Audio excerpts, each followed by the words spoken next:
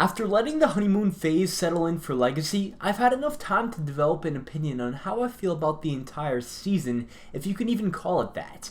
I'm going to do my best to explain what made Legacy very disappointing for me, as there are very specific and particular reasons for this.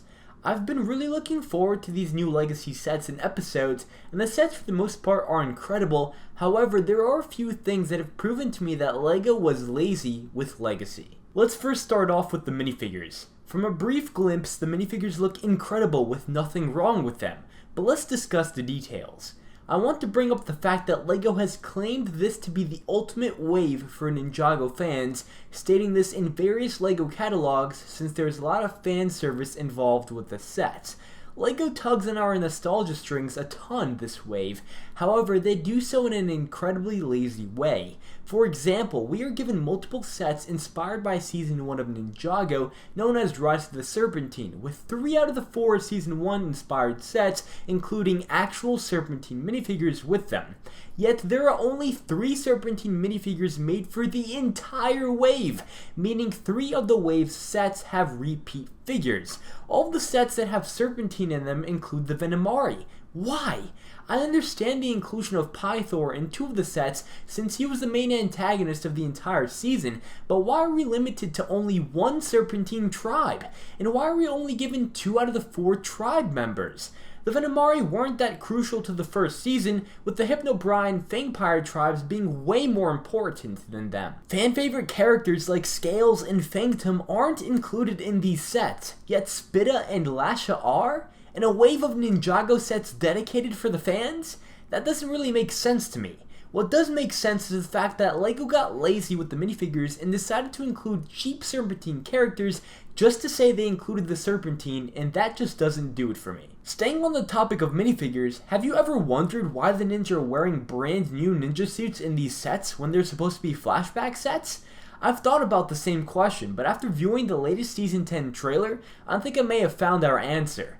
With the ninja wearing their Legacy suits in the Season 10 trailer, it's safe to assume that LEGO originally intended for these suits to be the Season 10 suits, but didn't want to reproduce old Ninja prints and molds for the pilot episode suits, and just threw in the Season 10 suits as a replacement, since they were going to have to produce them anyway for the Season 10 sets.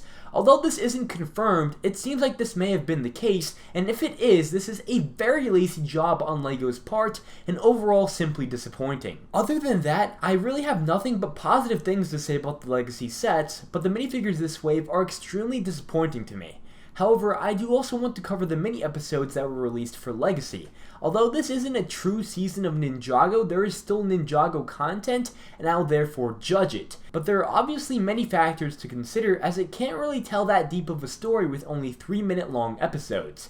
The Ninjago community has been begging for the return of a Ninjago miniseries ever since the pilot episodes, so I can't really complain about LEGO including one for Legacy. Yet, there's a major difference between these and the old ones. You see, the old ones are made to purely tell a fun, short story, while the new mini episodes are nothing but glorified and extended Legacy set advertisements.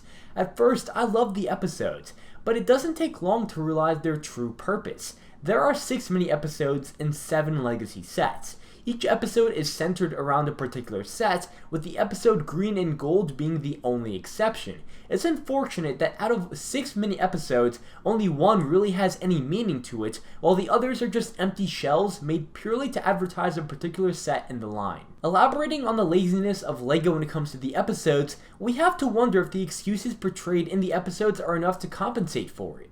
Let me explain.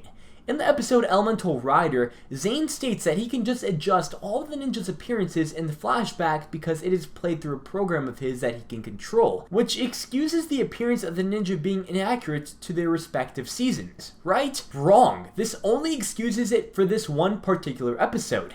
The other 5 episodes don't use Zane as a method of playing back these flashbacks, or at least don't make that clear whatsoever. So not only is Zane's control of this program a lame excuse to throw in these Legacy suits into the episodes, it doesn't even cover it for the entire miniseries. Finally, I want to cover the topic of Lloyd, as I know he's subject to a lot of controversy, especially in Legacy. When it comes to the episode Green and Gold, it is implied that this is a flashback sequence in Lloyd's dreams. Yet, Lloyd isn't portrayed correctly in this flashback. He should be actually voiced by Jillian Michaels, not Sam Vincent, and look completely different if they had wanted to make the flashback accurate. As we all know, Lloyd has undergone a complete design change along with a voice change in Season 8, and this flashback supposedly takes place before both of those changes, so it doesn't really make sense why our current Lloyd is portrayed in the dream. Overall, I do realize that I'm being extremely picky when it comes to Legacy, but I wanted to point out these things because not many people have, and if LEGO wants to create a set wave dedicated purely to the fans, they should do it right instead of putting in only half the effort.